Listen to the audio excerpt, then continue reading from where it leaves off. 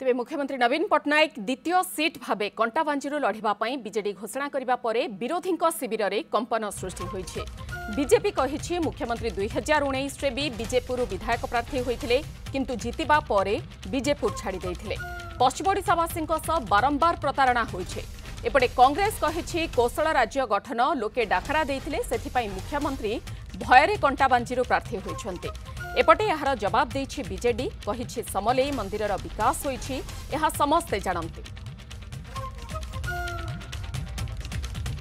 पश्चिम ओडिशावासी को थरे धोखा नुहे बार बार धोखा कर बारंबार से हाईकोर्ट रो कथा हो स्पेशल बेंच रो कथा हो पद्मपुर को जिला करिवार कथा हो बरगढ़ रे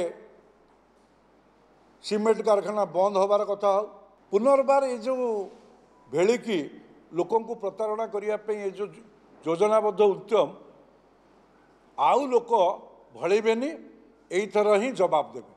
माननीय मुख्यमंत्री बीजेपुर 2019 रे छिड़ा ही थिले एवं इलेक्शन पर सेठी जितला पर भी सीट छाड़ी देले से पश्चिम ओडिशा रे रहिले नै इथरे भी से बदे सही लाइन रे अछंती किंतु कटाबांजी लोक सेटा स्वीकार करिबेनी एवं हाईकोर्ट बेंच आमे सब बेले समर्थन करि आछु।